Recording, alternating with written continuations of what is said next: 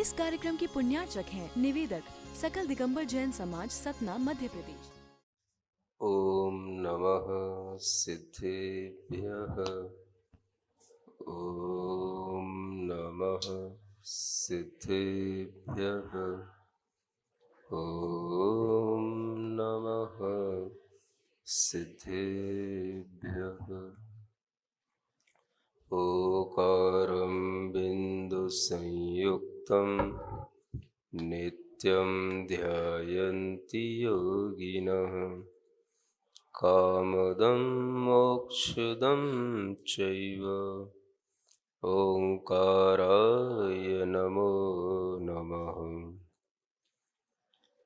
अरहमेत्यक्षरं ब्रह्म वाचकं परमेष्ठिनः। सिद्धचक्रस्य सद्बीजं सर्वतः प्रणमाम्यहम्।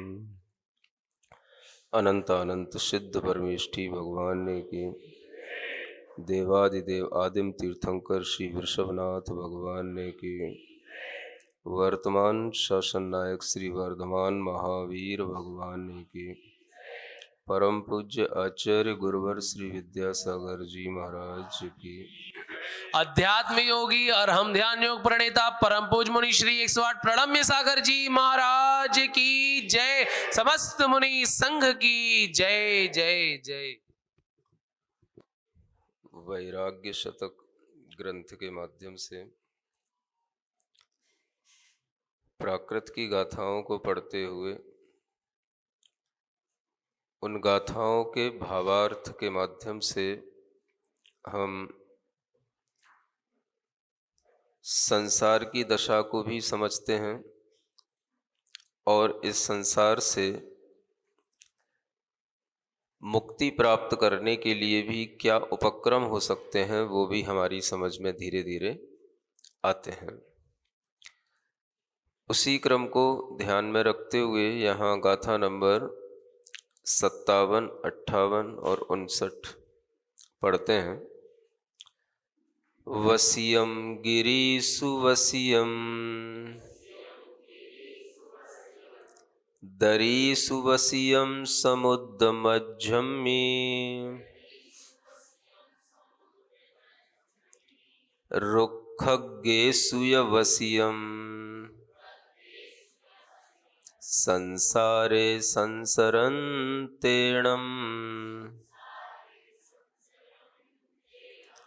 देवो नेरयोत्य कीड़पयंगोत्तिमानुषो एषो रुवस्सीय विरुवो Subhagi दुःखभागीय राओत्तीय दमगोत्तीय S सपागोत्ति S वेयवियु सामी दासो पूज्यो खलोत्ति अधणो धनवैति। इन गाथाओं में संसार में संसरण करने वाले जीवों के बारे में कहा गया है। संसारे संसरन्तेणम वसियम वसियम, ये जो 3 बार लिखा है, 4 बार लिखा है कि यह जीव कहाँ कहाँ पर वसा है। वसा माने वास किया है। संसार में भ्रमण करता हुआ यह आत्मा पर्वतों पर भी वास किया है। दरीसु माने होता है गुफाओं में भी वास किया है।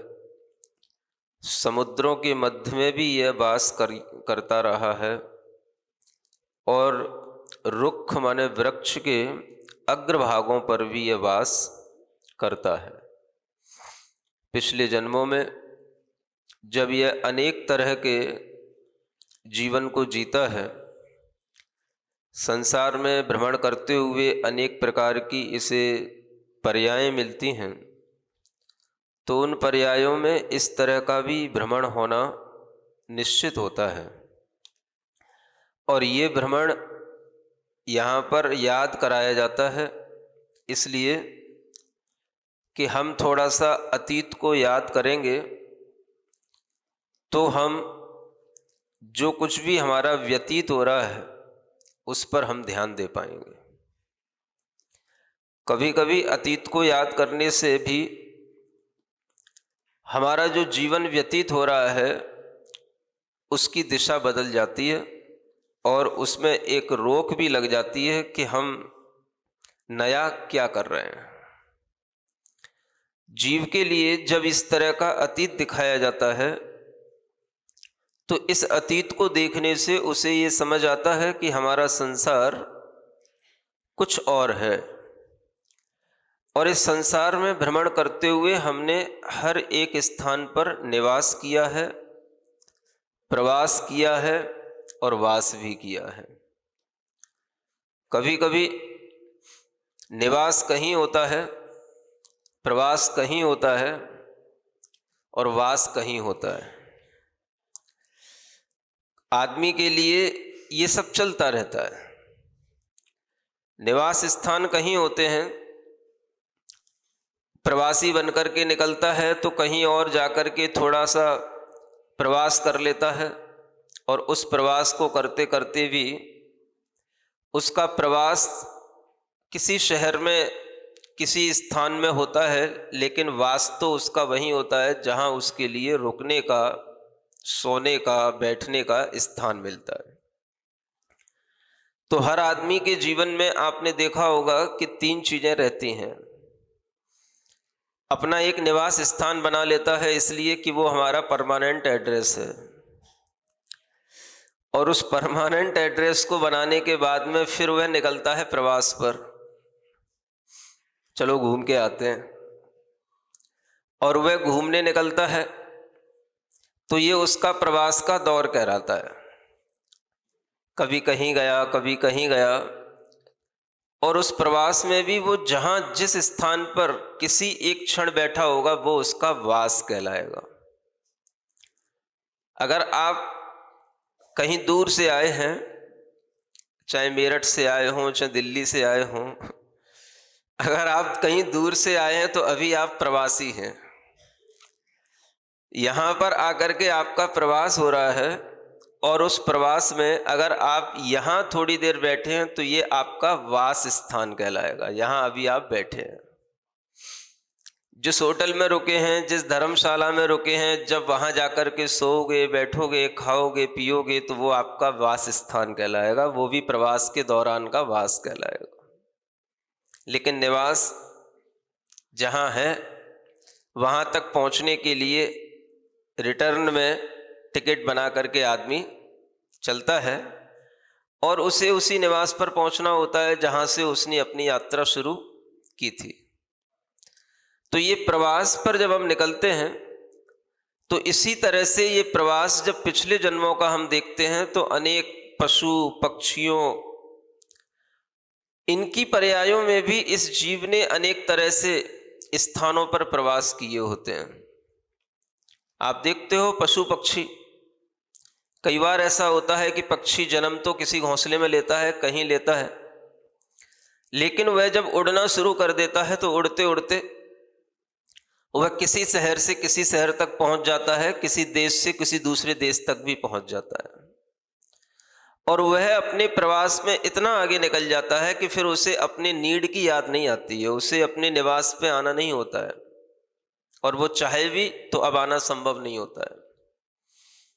यानी पक्षियों में भी इस तरह की भावना रहती है कि हम अगर जहां पर निवास कर रहे हैं तो हम वहीं पर वास करने लग जाएं। प्रवास में उन्हें जो स्थान मिल गया वास करने का, वो वहीं पर वास करने लग जाते हैं। पक्षियों का कोई एक निश्चित निवास नहीं होता। जब कभी उन्हें लगता है कि हमारे सामने अब कोई मौसम बदल रहा है, उन्हें कुछ संकेत मिल जाते हैं और उन्हें लगता है कि कोई बरसात का समय आ रहा है या अत्यधिक शीत का समय आ रहा है, तो वे कुछ अपना निवास बना लेते हैं तत्काल में। तत्काल में वो अपना थोड़ा सा निवास बनाएंगे और फिर निवास बना करके उसमें कुछ समय प्रवास करेंगे और फिर उसको भी छोड़ करके निकल जाएंगे।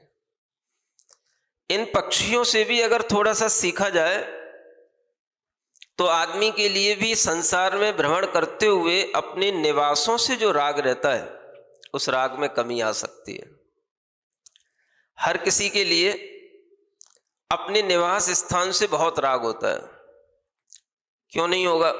क्योंकि वहां पर वह जन्म लिया है, वहीं पर वह वृद्धि को प्राप्त हो रहा है, वहीं पर उसके लिए सुरक्षा है और उस सुरक्षा के स्थान में पहुंच कर के ही उसे लगता है कि हाँ, हम तो अपने घर आ गए। जब ऐसा लगता है कि हम अपने घर आ गए तो आदमी को थोड़ा सा लगता है कि हाँ, अब हम बड़ी सुकून की जगह पर आ गए। बाहर निकल करके आपको कितना भी सुकून मिले तो भी वो थोड़ा लगता है, कम लगता है। लेकिन जब आप अपने घर पर पहुंच जाते हैं तो वह सुकून आपको कुछ ज्यादा हो जाता है, भले ही सुविधाएं कम हो। आप ये भी देख सकते हो कि घर में अगर सुविधाएं कम भी होंगी, बाहर सुविधाएं आपको ज्यादा भी मिल जाएंगी, तो भी सुकून आपको बाहर कम मिलेगा। सुकून कहां मिलता है? जब घर पहुंच जाते हैं। क्योंकि एक विचार चलता रहता है, अभी हम चल रहे हैं, अभी हम प्रवास पर हैं, और जब हम प्रवास पर होते हैं तो उस समय पर हमारे मन के लिए एक सुरक्षा का भाव नहीं बनता है। आज यहाँ रुके हैं, यहाँ पर सब सामान उतारा, यहाँ भोजन किया, अनिश्चितता रहती है, न जाने कौन किस तरह के लोग होंगे, कैसा व्यवहार करेंगे, कौन सी आपत्ति आ जाए, कोई सी चीज़ कौन चुरा करके ले जाए, कुछ भी पता नहीं होता। लेकिन फिर भी हम एक विश्वास के तहत चलते जाते हैं और अपना जीवन चलता चला जाता है, काम चलता रहता है। जब एक जगह आकर के हम थोड़ा सा रुक जाते हैं, एक दिन रुक गए, 2 दिन रुक गए, तो फिर थोड़ा सा लगने लग जाता है, हाँ, जगह सही है, अच्छी है, निश्चिंतता है। तब कहने में आने लग जाता है, आए तो थे हम यहाँ पर, लेकिन यहाँ आकर के भी हमें बहुत अच्छा लगा, तो समाज को भी धन्यवाद देने का भाव आ जाता है। ये भाव आने का मतलब है कि हम अगर किसी स्थान पर रुक गए हैं तो हमारा उस स्थान पर मन पहले दिन नहीं लगेगा। अगर आप थोड़ा सा रुकने का मन लेकर के आओगे और रुकने की भावना से आप किसी स्थान पर रुकोगे तो मन लगेगा। अगर आप कभी यात्रा पर निकलते हैं और आपको पता है कि हमें इस यात्रा पर इस स्टॉपेज पर रुकना नहीं है, तो उस स्टॉपेज पर कितनी भी अच्छी व्यवस्थाएं हो, आपका मन नहीं लगेगा। मन तो हमारे साथ स्वयं अपनी व्यवस्था लेकर के चलता है और हम मन को पहले से ही प्रशिक्षित कर देते हैं। हमें जहां पहुंचना है वहां पहुंचने के बाद ही हमें थोड़ा सा लगता है कि हाँ, अब हम सुरक्षित स्थान पर आ गए, अब हमें सुकून मिल गया। भले ही उस स्थान पर सुरक्षा कम हो या जहां पर आप छोड़ करके आए हो उस स्थान पर सुरक्षा ज्यादा हो, लेकिन आपका मन पहले से तैयार था कि हमें वहां रुकना नहीं है, रुकना तो यहां है। बहुत से यात्री आते हैं, डोंगरगढ़ से आते हैं, कुछ सतना के लिए आते हैं, और कुछ ऐसा भी विचार करके आते हैं कि सतना के पास में खजुराहो है, वहां पर भी जिन मंदिर है, जिन मंदिर होने के साथ साथ वहां भी माता जी का चतुर्मास भी है।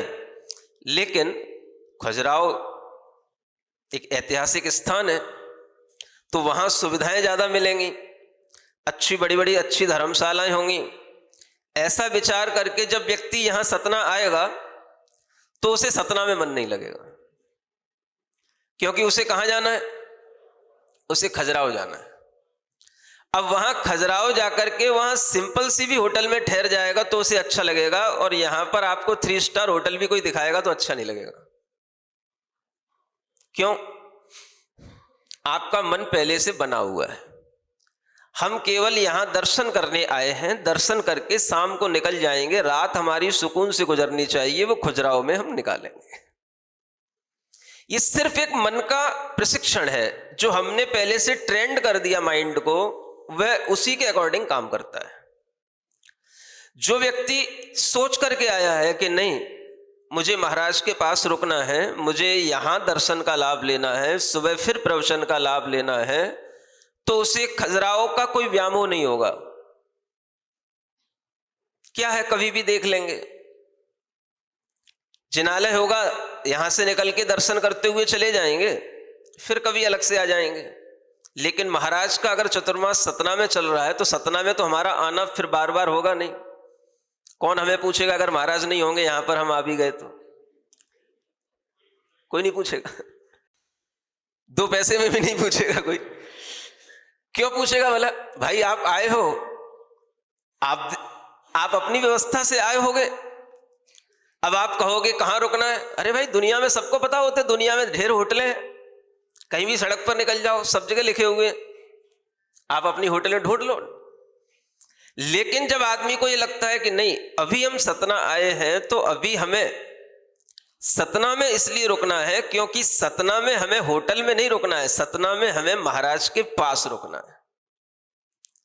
हम भले ही होटल में थोड़ी देर के लिए वास कर लेंगे, लेकिन हमारा प्रवास तो महाराज के चरणों में होगा। इसलिए यहां की हमें कोई भी दिक्कतें भी होंगी तो हम उनको इग्नोर कर देंगे, हमें उसके लिए कोई जरूरत नहीं होगी।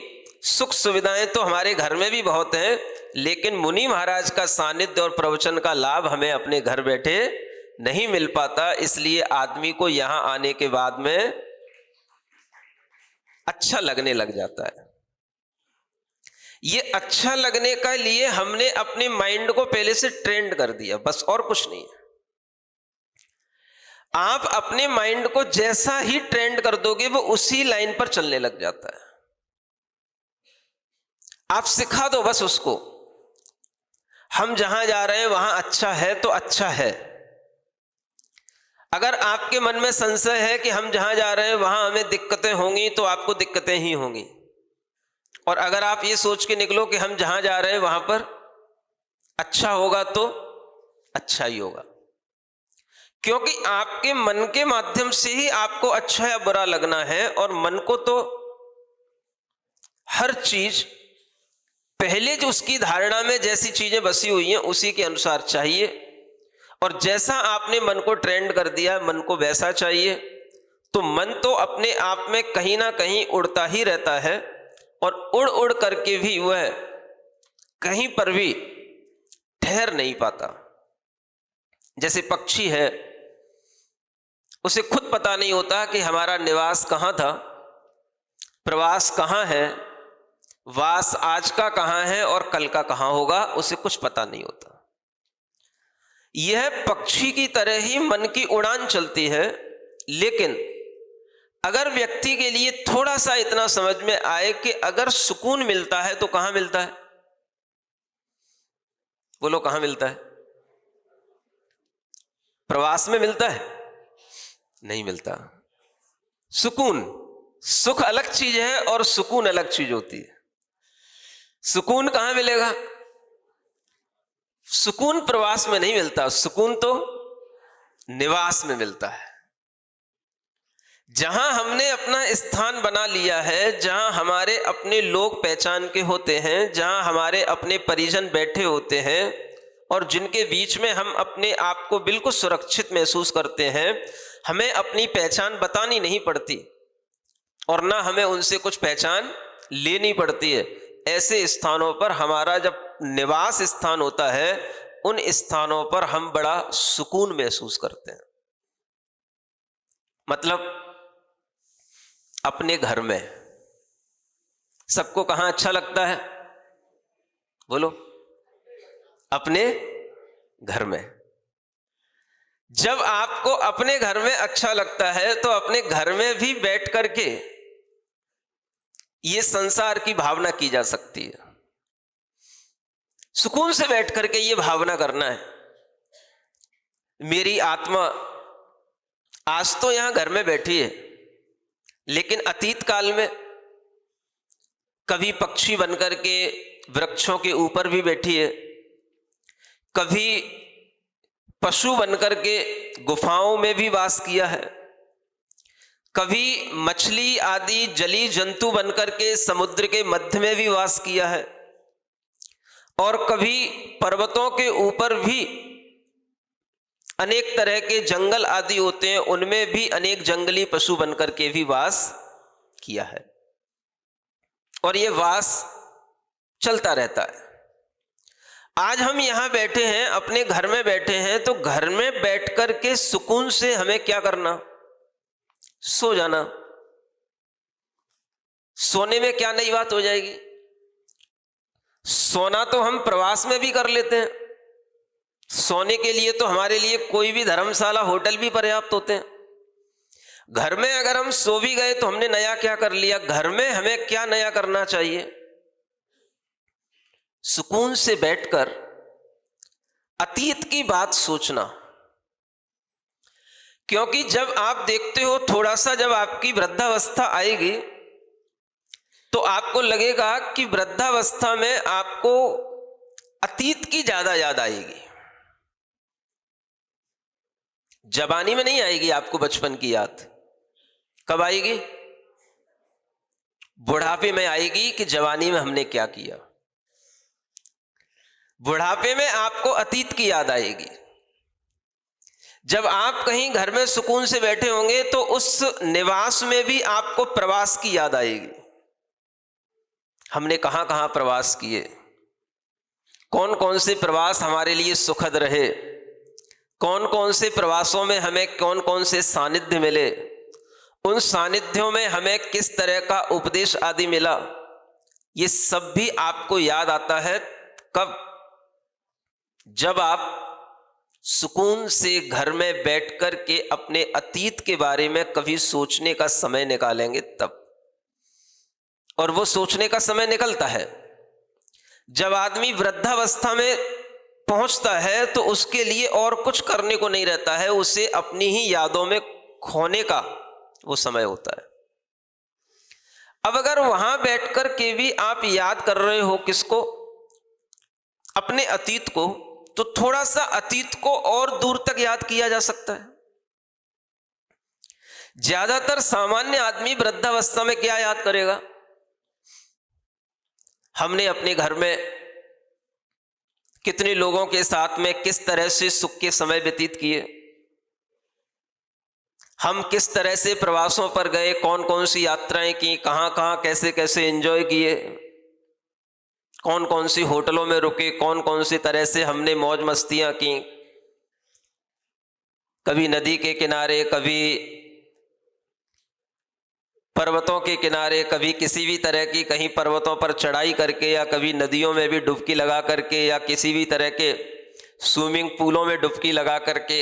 ये सब आपको याद आएगा। कब? जब आप थोड़े से भीतर से अपने आप को वृद्ध महसूस करेंगे, आपको सुकून मिल रहा होगा, समय व्यतीत नहीं हो रहा होगा, तब आपको अतीत में थोड़ा सा जाना पड़ेगा।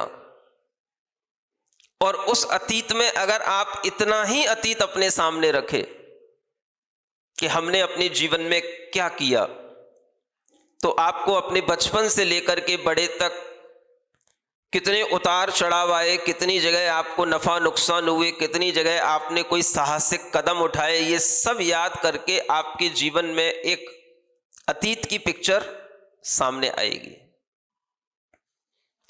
इस अतीत को याद करते हुए आचार्य ये कहना चाह रहे हैं कि आप थोड़ा सा और लंबा अतीत की तरफ अपनी दृष्टि ले जाओ। अधिकतर क्या होता है, हम उतना ही अतीत अपने सामने रखते हैं जितना हमने अर्जित किया है।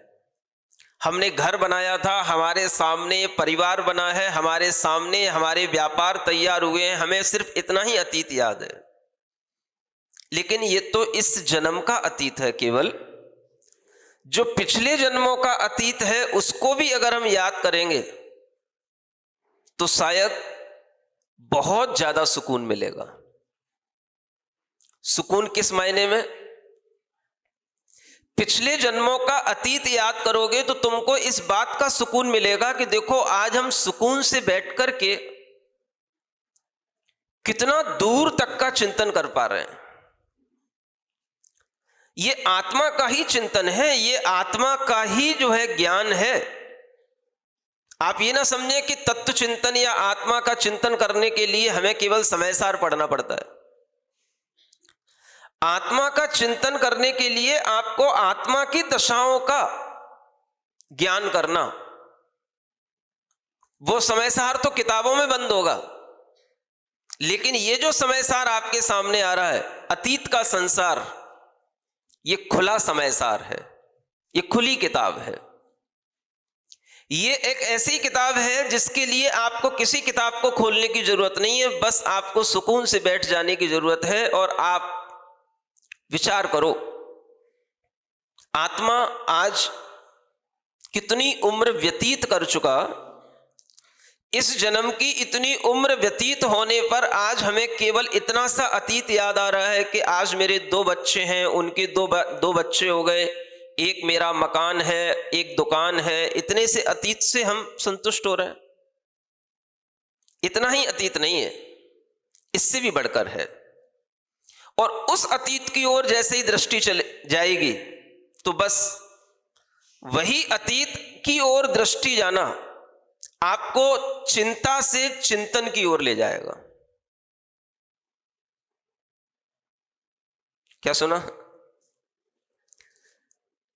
आप अतीत को ही सोच रहे हैं सुकून से बैठ करके अपने निवास पर, अपने घर में, लेकिन जब आप केवल अपने घर के बारे में सोच रहे हैं तो चिंता है। जब आप किसी दूसरे के भी घर के बारे में सोच रहे हैं तो भी चिंता है। अपने देश के बारे में सोच रहे हैं तो भी चिंता है। दूसरे देश के बारे में सोच रहे हैं तो भी, जितने भी न्यूज़पेपर में जितनी भी हेडलाइंस आती हैं उनके बारे में सोच रहे हैं तो भी चिंता है। अब इस चिंता को चिंतन में कैसे बदला जाए? थोड़ी सी अतीत की उन रेखाओं को और लंबा कर दो। अतीत में वह सोचना शुरू कर दो जो वर्तमान में हो रहा है, उससे हट करके और अतीत के बारे में सोचना शुरू कर दो। वह चिंता आपका एक चिंतन बन जाएगी।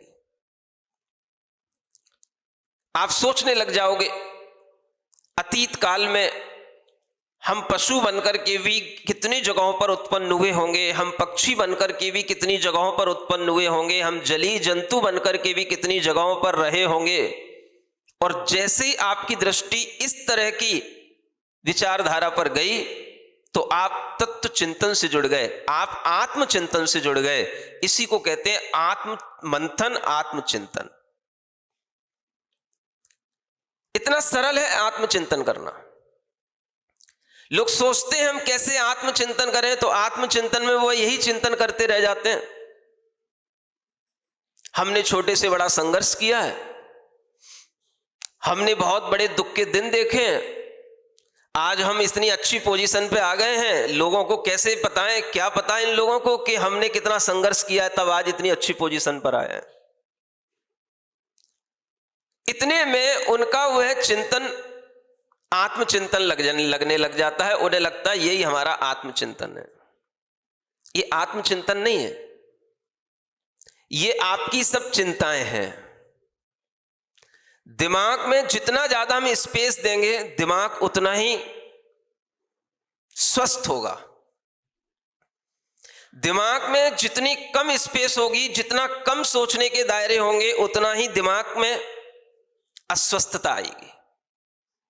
क्योंकि आप जानते हो स्वस्थता का संबंध खुली हवा से होता है, स्पेस से होता है।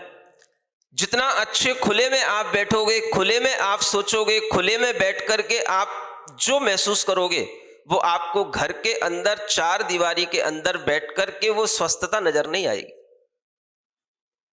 तो दिमाग को तो हम बढ़ा नहीं सकते, दिमाग तो उतना ही रहेगा। बाउंड्री बनी हुई है,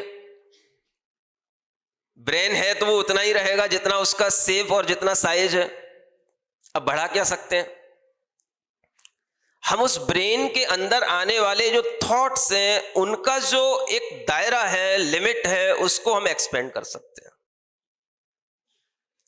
और ये एक्सपेंड करने का तरीका यही होता है कि अगर हम अपने अतीत के बारे में थोड़ा सा विचार करें, ये हमारा अतीत था, ये हमारा अतीत था, तो क्या होगा? आप सुकून से घर में बैठ करके आत्मचिंतन की दशा में आ जाओगे।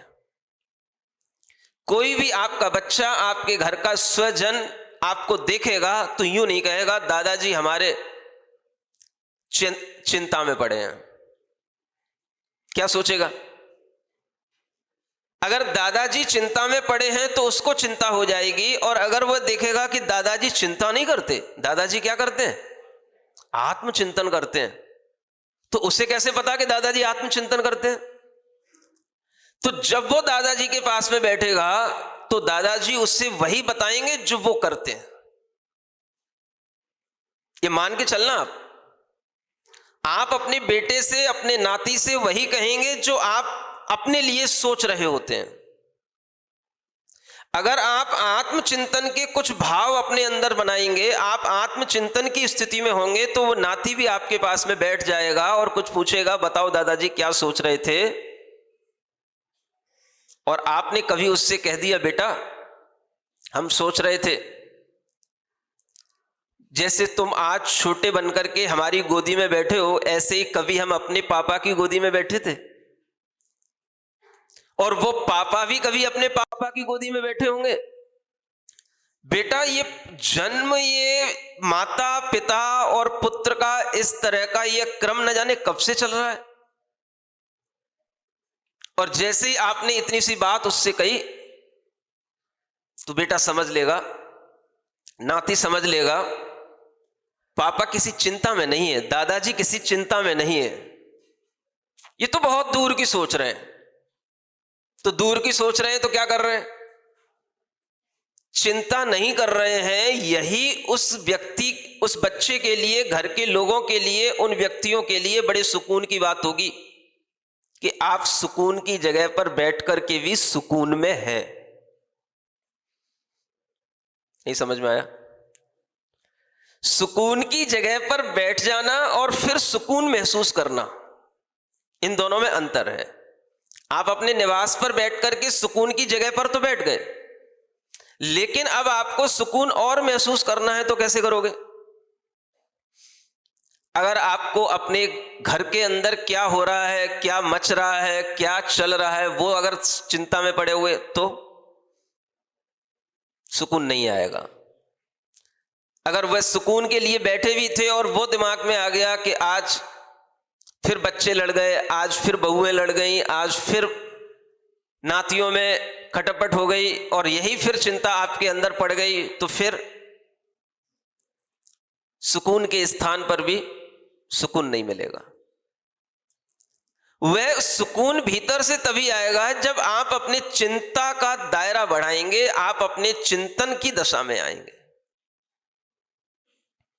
तो आत्म चिंतन करना, ये गाथाएं हमें क्या बता रही हैं? आत्मचिंतन करना सीखो। आत्मचिंतन करने के लिए हमें कोई किताबों की जरूरत नहीं, कोई हमें बड़े बड़े समयसार और प्रवचनसार खोलने की जरूरत नहीं। हम सिर्फ यही चिंतन करें कि संसार में भ्रमण करता हुआ जीव कैसे कैसे कहां कहां जन्म ले लेता है, कहां कहां इस जीव का मरण होता रहता है, और ऐसे जन्म ऐसे मरण हम भी न जाने कितनी बार कर चुके हैं, न जाने कितनी बार हमारे ऐसे जन्म मरण हो चुके हैं। बस इतना सा आप विचार करो, आप देखो आपका मन कितना भीतर से आपको अच्छा सा लगाएगा, और आपका मन खुद कहेगा कि वास्तव में ऐसे चिंतन में जो सुकून मिलता है, जो शांति महसूस होती है, वो घर के लोगों की चिंता में कभी भी महसूस नहीं होती है। लेकिन ये भी आपको महसूस करके ही कहना पड़ेगा। अभी तो मैं कह रहा हूं, नहीं समझ आया? मुश्किल तो ये है कि हमारे पास घर नहीं है, चिंता नहीं है, और हम चिंतन की दशा में बैठे हैं, और उनके लिए बता रहे हैं जो घर में बैठे हैं, चिंता में बैठे हैं, और उनके अंदर बैठ करके उनकी चिंता को दूर करने के लिए ये चिंतन वो दे रहे हैं जिनके पास में कोई चिंता नहीं है। क्या समझ में आ रहा है? अब ये विडंबना है, क्योंकि ये चिंतन आप नहीं दे पाओगे, क्योंकि आप उस दशा में तभी पहुंचोगे जब आप इस तरह से करोगे।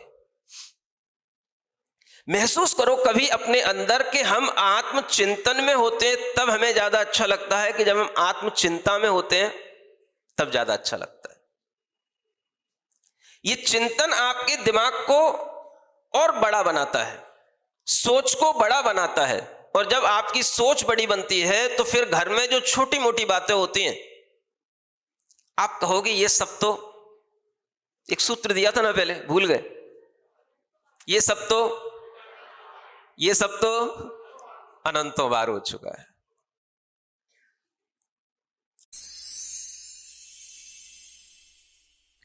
सिरिजिणवाणी जग कल्याणी जग जन मदतम मोहरी जनमण हारी गढ़हर हारी जम जरा भव रोग हरि तिथ्य राणम दिव्य झुणिम जो पड़ई सुणई मय्ये धारई राणम सौख मणंतम धैर्य सासद मोक्ष पदम पावई सासद मोक्ष पदम पावई।